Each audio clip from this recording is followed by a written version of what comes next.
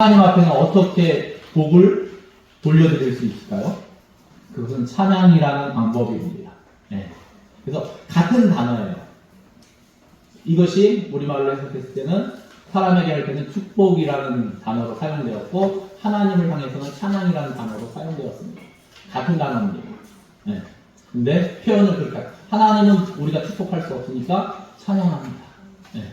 하나님을 높이고 하나님의 성호를 찬양하고 노래하고 그것입니다. 우리 찬양대가 하나님 앞에 더 아름다운 찬양으로 또 부흥하는 역사가 있기를 바랍니다. 아멘.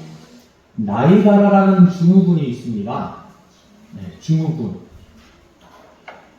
이것은 인생을 강물에 비유하며 대부분의 사람들이 어디로 가겠다는 구체적인 목표도 없이 그냥 인생의 강물에 뛰어든다는 그러한 상징성이 있습니다. 때로는 강줄기가 갈라지는 분기점에 이르러서도 어디로 갈지 결정하지 못하고 우물쭈물하다 그냥 물줄기가 흐르는 대로 따라서 흘러갈 뿐이라는 것입니다.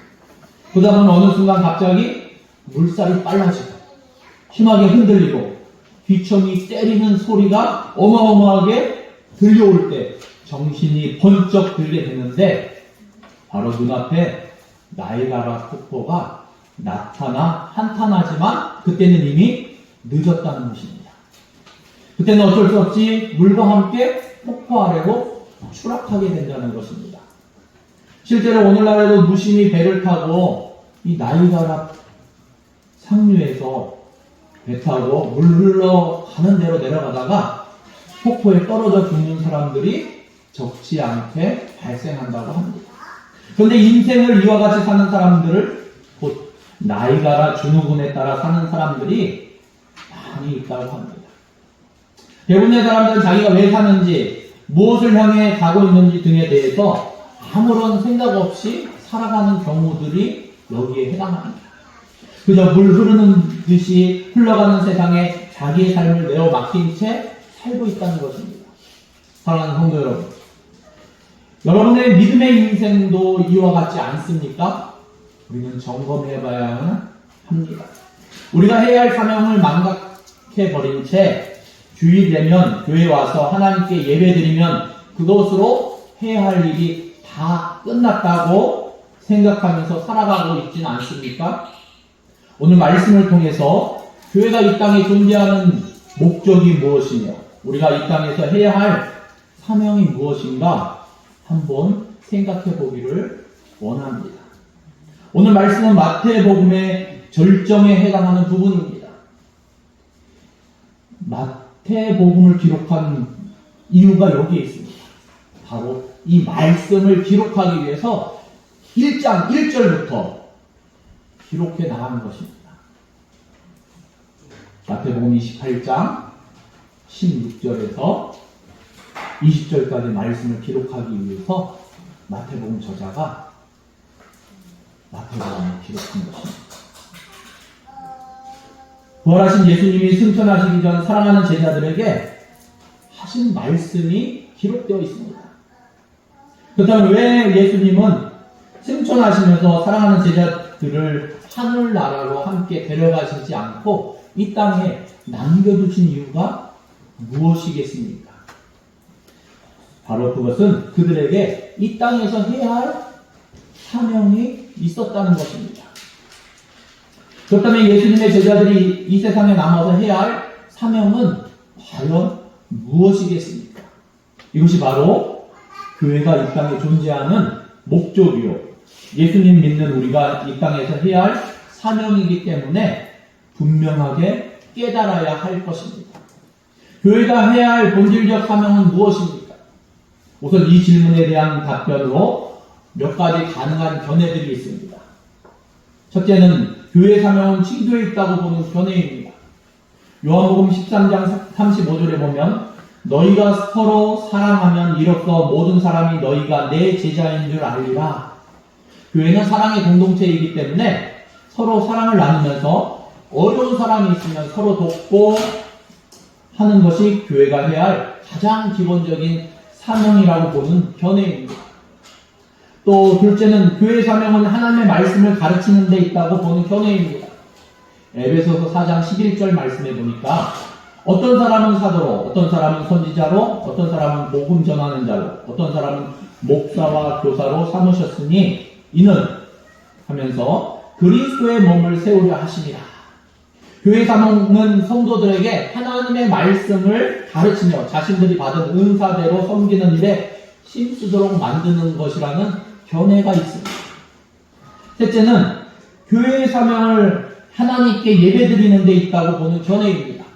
이는 한층 더 발전된 그러한 견해입니다. 에베소서 1장 5절에 보면 그 기쁘신 뜻대로 우리를 예정하사 예수 그리스도로 말미암아 자기의 아들들이 되게 하셨으니 하면서 그의 은혜의 영광을 찬미하게 하려는 것이라 말씀하고 있습니다. 하나님이 창세전에 우리를 하나님의 자녀로 택하신 것은 우리로 하여금 하나님의 영광을 찬미하며 예배드리게 하기 위해서라는 견해입니다. 물론 이 세 가지 견해들이 나름대로 다 일리가 있습니다. 또 나름대로 성경적 근거를 가지고 있습니다. 그러나 이러한 것들이 교회의 사명이 될 수는 없습니다. 이러한 것들이 교회의 존재 목적이 될 수 없다는 것입니다.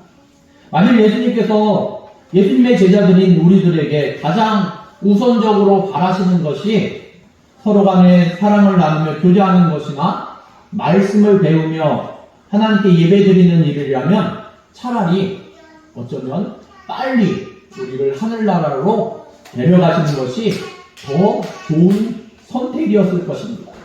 왜냐하면 그곳에서는 완벽한 사랑의 교제를 나눌 수도 있고 거기는 미움이 없습니다. 시기도 없습니다. 오직 사랑만 넘치는 곳이기 때문입니다. 또한 모두가 하나님의 뜻을 온전히 깨닫고 새 노래로 하나님께 찬양드리며 예배드리기 때문입니다. 거기는 마음껏 하나님을 예배할 수 있습니다. 따라서 예수님이 이 땅에서 교회를 세우신 그리고 존재하게 하신 궁극적인 목적은 다른 데 있습니다. 그것은 한마디로 복음을 전함으로 잃은 영혼을 후원하기 위함이라는 것입니다. 교회의 사명은 전도하는 일에 있다는 것입니다. 요한복음 20장 21절에 예수님은 이렇게 말씀하셨습니다. 예수님께서 또 이르시되 너희에게 평강이 있을지어다. 아버지께서 나를 보내신 것 같이 나도 너희를 보내노라. 왜 하나님이 예수님을 이 땅에 보내셨다고 말씀하십니까? 잃은 자를 찾아 구원하시기 위해서 보내셨다고 말씀하셨습니다. 마찬가지로 예수님은 예수님의 제자인 우리들에게 말씀하시기를 잃은 자를 찾아 구원하라고 보내셨다고 요한복음 20장 21절에서 말씀하신 것입니다. 아버지께서 나를 보내신 것 같이 나도 너희를 보내노라. 사랑하는 성도 여러분, 교회의 사명은 한마디로 복음 전하는 일입니다. 사랑으로 교제하고 하나님의 말씀을 가르치고 하나님께 예배드리는 일은 교회의 사명이기보다는 교회의 사명을 이루기 위한 사역입니다. 그 부분들도 매우 중요합니다. 그러나 궁극적인 사명은, 궁극적인 교회 존재의 목적은 복음 전하는 일이라는 것입니다. 오늘 말씀을 통해서 교회 존재 목적과 그 본질적인 사명은 전도하는 일에 있음을 분명히 깨닫게 되는 그러한 시간 되기를 예수님의 이름으로 축원합니다. 먼저 예수님의 권세에 대해서 나누고자 합니다. 시간이 없어서 오늘은 예수님에 대한 권세 부분만 함께 나누고자 합니다. 예수님은 제자들에게 그들이 해야 할 사명을 주시기에 앞서서 먼저 예수님에게 어떤 권세가 있는지 말씀하셨습니다. 이는 제자들에게 절대적인 순종을 요구하기 위함이었습니다. 16절 말씀해 보니까 11 제자가 갈릴리에 가서 예수께서 지시하신 산에 이르러 말씀하고 있습니다. 예수님의 12제자 중 가룟 유다는 제 갓길로 갔기 때문에 가룟 유다를 제외한 11제자는 갈릴리로 갔습니다. 그것은 예수님의 명에 따라 되어진 것이었습니다. 예수님은 부활하시기 전에도 부활하신 후에도 제자들에게 갈릴리에서 만날 것을 말씀해 오셨습니다. 마태복음 26장 32절 말씀입니다. 그러나 내가 살아난 후에 너희보다 먼저 갈릴리로 가리라. 예수님의 무덤에서 나타난 천사들도 여인들에게 이러한 말을 똑같이 했습니다. 따라서 예수님의 11제자는 예수님이 명하신 바와 같이 오늘 말씀에서 그 산이 어느 산인지는 밝히고 있지 않지만 하여간 예수님이 명하신 산에 제자들이 잘 알고 있는 산일 것입니다. 그렇기 때문에 그 산으로 향하게 되었습니다. 또한 사도 바울은 부활하신 예수님이 성경에 보니까 일시에 500여 형제에게 보이셨다고 말씀하셨는데 바로 이 갈릴리에서 이러한 경우가 발생하지 않았을까 우리는 생각해 볼 수 있을 것입니다. 물론 예수님이 감람산에서 승천하실 때도 많은 사람들이 그곳에 모여 있었습니다. 그런데 사도행전 1장에 의하면 감람산에서 내려와서 마가다락방에 모여서 함께 기도하던 무리들은 약 120명 정도라고 말씀하고 있습니다. 자, 사도행전 1장 12절 말씀에 보면 제자들이 감람원이라 하는 산으로부터 예루살렘으로 돌아오니 더불어 마음을 같이하여 저녁 기도에 힘쓰더라. 모인 무리의 수가 약 120명이나 되더라 말씀하십니다. 근데 500여 형제와 220명은 좀 차이가 있지 않습니까? 나머지는 다 갔을까요? 그렇지 않겠죠. 네. 그렇기 때문에 아마 이 500여 형제, 많은 무리들에게 이 갈릴리에서 예수님이 자신을 보여주시지 않았을까 우리는 성경을 통해서 짐작해 볼 수 있습니다. 또한 그 당시 예수님의 대적들은 대부분 예루살렘에 있었습니다. 따라서 예루살렘에서 멀리 떨어진 갈릴리에서 예수님의 대적들의 방해를 받지 않고 안전하게 모이기에 적합한 장소였기 때문에 예수님을 따르는 많은 무리들이 예수님과 함께 만났을 것으로 생각해 볼 수 있을 것입니다. 17절 말씀해 보니까 예수를 배웠고 경배하나 아직도 의심하는 사람들이 있더라 말씀하고 있습니다. 그들은 예수님의 명에 의해서 어느 산에 도착해서 예수님을 배웠습니다. 그들이 예수님의 명에 따라 그곳에 갔기 때문에 그들은 부활하신 예수님을 배울 수 있었습니다. 그들이 그 장소에 있었기 때문에 예수님을 배웠고 예수님을 경배할 수 있었던 것입니다. 예수님이 부활하시던 날 새벽이었습니다. 막달라 마리아는 예수님의 무덤이 있는 동산에서 부활하신 예수님을 배웠습니다. 그가 그곳에 있었기 때문입니다. 그러나 11제자들은 예수님의 무덤이 있는 동산에서 부활하신 예수님을 만나는 축복은 누리지 못했습니다. 왜냐하면 그때 그 예수님의 제자들은 그곳에 없었기 때문입니다. 그렇지만 이제는 그들이 부활하신 예수님을 배웠습니다. 그들은 예수님에게 귀한 사명도 받고 귀한 약속의 말씀도 받게 되었습니다. 그 이유는 예수님의 명대로 그들이 그곳에 갔기 때문입니다. 사랑하는 성도 여러분, 주여 내가 있나이다 나를 보내소서. 우리도 이사야 선지자처럼 예수님이 명하시고 예수님이 보내시는 곳이라면 가겠습니다 하는 마음의 준비, 결단 가지고 있어야 할 줄로 믿습니다. 우리도 그곳에서 부활하신 예수님을 배우게 될 것입니다. 예수님이 우리에게 주시는 사명도 발견하게 될 것입니다. 또한 예수님이 우리와 함께 해 주심을 확실하게 알게 될 것입니다. 예수님을 배웠고 경배하나. 제자들은 예수님을 배웠고 경배했습니다. 그들은 예수님을 성인 가운데 한 사람으로 생각하여서 존경하는 뜻으로 만난 것이 아닙니다. 그들은 예수님을 이 땅의 통치자 가운데 한 인물로서 만난 것이 결코 아니라는 것입니다. 그들은 예수님을 나의 구주, 나의 하나님으로 만나 경배했던 것입니다. 그러나 오늘 말씀 속에서는 또 이렇게 말씀하고 있습니다. 아직도 의심하는 사람들이 있더라. 그들 가운데 아직도 의심하는 사람이 있었다고 말씀하고 있습니다.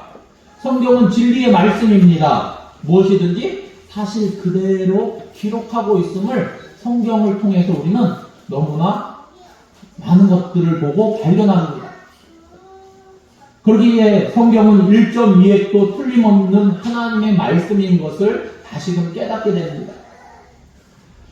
아직도 의심하는 사람들이 있었다고 성경에 대놓고 기록하고 있습니다. 물론 11 제자는 부활하신 예수님을 이미 몇 차례 만나 배웠습니다. 여인들도 부활하신 예수님을 배웠습니다. 그러나 그곳에 모인 많은 사람들, 이 500여 명의 대부분은 지금 부활하신 예수님을 처음 뵙게 되었다는 것입니다. 한 곳에 500명이 모였으니까 뒤편에 앉아있는 사람들은 예수님을 멀리서 바라보니까 저분이 예수님이 맞나 하는 생각도 했을 것입니다. 보이지 않으니까. 또 그들 가운데 의심 많던 도마처럼 혹은 엠마오 마을로 내려갔던 두 제자처럼 믿음을 더디하던 사람들도 있었을 것입니다. 예수님은 이러한 점을 아시고 그들의 의심을 해소하기 위해 어떻게 하셨습니까? 18절 말씀해 보니까 예수께서 나와 말씀하여 이르시되 하늘과 땅의 모든 권세를 내게 주셨으니 말씀하고 있습니다. 예수님은 나와 말씀하여 이르시되 무슨 말씀입니까? 예수님은 그들 가까이 나오셨다는 것입니다. 제자들은 좀 더 분명하게 부활하신 예수님의 모습을 볼 수 있었습니다. 예수님은 평소에 말씀하시던 음성으로 그들에게 말씀하셨습니다. 예수님의 모습을 보며 예수님의 음성을 듣게 된 제자들은 그들의 마음에 자리 잡고 있던 모든 의심을 떨쳐버릴 수 있었을 것입니다. 그 결과 의심하던 그들도 이제는 모두 예수님을 경외하는 마음으로 예수님께 경배했을 것입니다. 예수님이 무리를 걸어오실 때를 생각해보면 아마 이 상황이 조금 이해하는 데 도움이 될 것입니다. 예수님이 무리를 걸어오셨을 때 처음 제자들은 그가 예수인 줄 몰랐습니다. 뭐라고 생각했다고 성경은 기록하고 있습니까? 유령인 줄 알았습니다. 그래서 무서워했습니다. 그러나 예수님께서 말씀하실 때 그들은 무리를 걸어오시는 분이 예수님이라는 사실을 알게 되었습니다. 그래서 어떻게 했습니까? 마태복음 14장 33절 말씀해 보니까 배에 있는 사람들이 예수께 절하며 이르되 진실로 하나님의 아들이로소이다 하더라 증거하고 있습니다. 예수님의 음성을 듣고 예수님의 모습을 정확히 보고 확인하는 순간 하나님의 아들 예수님 맞습니다. 확증한 것입니다. 마찬가지로 부활하신 예수님을 처음으로 멀리서 보게 될 때 의심하는 마음이 생길 수 있었을 것입니다.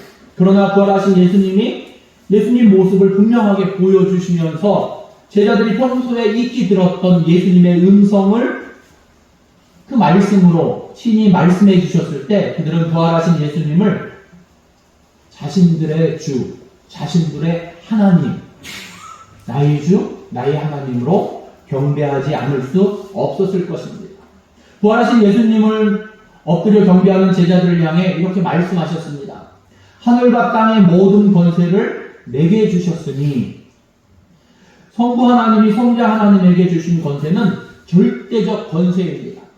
하늘과 땅의 권세이기 때문입니다. 더불어 예수님에게 주어진 권세는 전적인 권세입니다. 그 권세는 모든 권세이기 때문입니다. 예수님에게는 절대적이고 전적인 권세가 주어졌습니다. 예수님은 인간의 모든 병을 고치셨습니다. 예수님은 죽은 자도 살리셨습니다. 예수님은 인간의 죄도 사하는 권세를 가지고 계셨습니다. 이처럼 예수님은 인간 세계에서 절대적 권세를 가지셨습니다. 뿐만 아니라 예수님은 무리를 걸으셨습니다. 바람과 바다도 잠잠하게 하셨습니다. 예수님은 물로 포도주를 만드셨습니다. 보리떡 5개와 물고기 2마리로 5,000명을 먹이시기도 하셨습니다.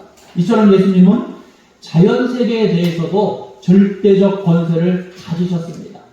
더불어 예수님은 귀신을 쫓아내셨습니다. 또한 예수님은 장차 마귀와 그 사자들을 불붙는 유황못으로 던지실 것입니다. 이처럼 예수님은 영적 세계에 대해서도 절대적 권세를 가지셨습니다. 예수님은 인간 세계, 자연 세계, 영적 세계에 대하여 모든 분야에서 절대적이고 전적인 권세를 가지신 것입니다. 따라서 마귀가 광야에서 예수님을 시험할 때 했던 말, 곧 자기에게 경배하면 천하를 다스리는 권세를 주겠다고 한 말은 뻥입니다. 네, 거짓말입니다. 왜 그렇습니까? 하늘과 땅의 모든 권세가 이미 성부 하나님께서 성자 예수님에게 주신 것이기 때문입니다. 사랑하는 성도 여러분, 왜 예수님은 제자들에게 그들이 이 땅에서 해야 할 사명을 말씀하시기에 앞서 자기에게 주어진 권세에 대해서 말씀하고 계십니까? 예수님은 제자들에게, 즉 우리들에게 절대적 복종을 요구하고 계신 것입니다. 여러분 생각해 보시기 바랍니다. 아무런 권세도 없는 자가 명령을 하면 그 명령을 받은 사람이 그 명령에 순종하겠습니까? 쉽게 무시해버리고 말 것입니다. 예수님은 우리에게 절대적인 복종을 요구하시기 위해 먼저 자신에게 하늘과 땅의 권세, 곧 절대적이고 전적인 권세가 있음을 먼저 밝히신 것입니다. 사랑하는 성도 여러분, 우리에게 명하시는 분은 하늘과 땅의 모든 권세를 가지신 예수님이십니다. 예수님은 우리에게 사람을 죽이라고 명령하지 아니하셨습니다. 예수님은 우리에게 사람을 살리라고 명령하고 계신 것입니다. 영원한 생명을 주신 일을 하라고 우리에게 명하시고 계십니다. 그렇다면 우리는 정말 감격스러운 마음으로 예수님의 명에 절대 순종해야 할 것입니다. 이런 글을 읽어본 적이 있습니다. 지나가던 배들이 자주 난파당하는 아주 위험한 해안이 있었습니다. 그곳에 자그마한 집이 하나 서 있습니다. 물에 빠진 사람들을 구조하기 위해 세워진 집입니다. 그곳에는 사람을 구하기 위해 작은 배 한 척이 있을 뿐이었습니다.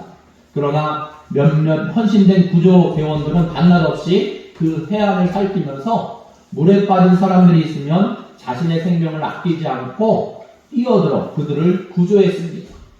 많은 사람들이 구조를 받았습니다.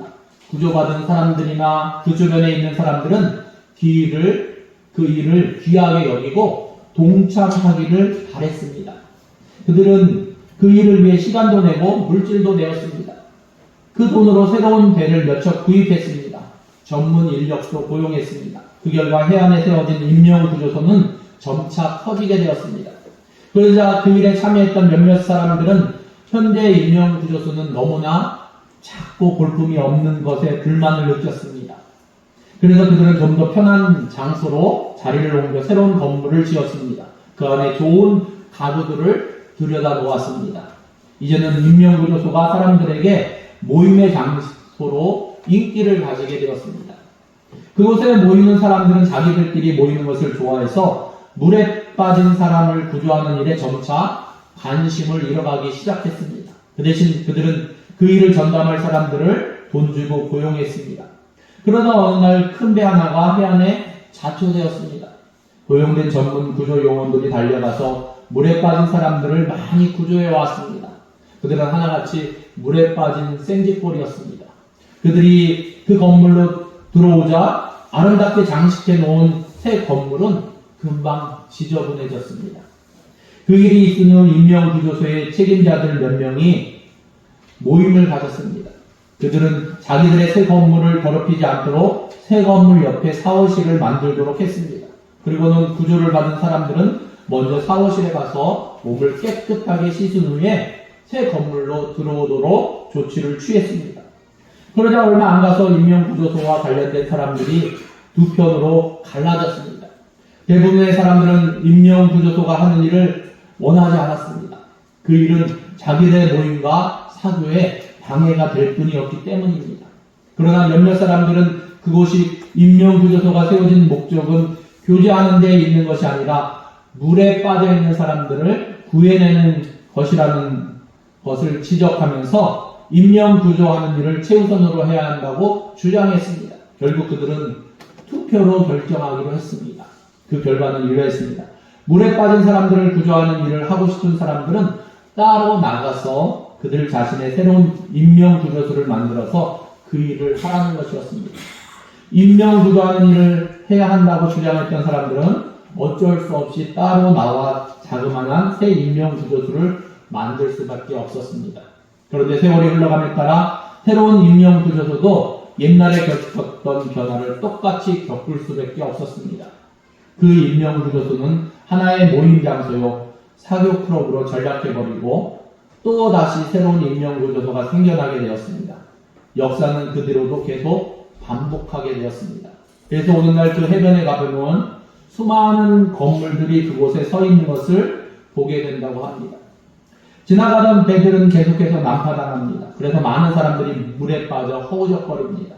그런데 그 주변에 인명구조소는 많이 있건만 인명을 구조하는 일에는 무관심합니다. 그 결과 많은 사람들은 물에 빠진 채 그대로 죽고 맙니다. 사랑하는 성도 여러분, 혹여 우리도 이 나이가라 증후군에 빠져서 교회가 해야 할 사명감을 잊어버리고 있지는 않습니까? 교회의 사명은 잃어버린 영혼을 찾아 구원하는 일임을 잊지 마시기 바랍니다. 이것이 바로 교회가 이 땅에 존재하는 목적이요, 하늘과 땅의 권세를 가지신 예수님의 권세를 받아 저와 여러분은 영혼 구원을 함으로 하나님을 기쁘시게 해드릴 수 있기를 예수님의 이름으로 축원합니다. 기도하시겠습니다. 하나님 감사합니다. 하나님, 하늘과 땅의 권세를 예수님께 받아 영혼 구원함에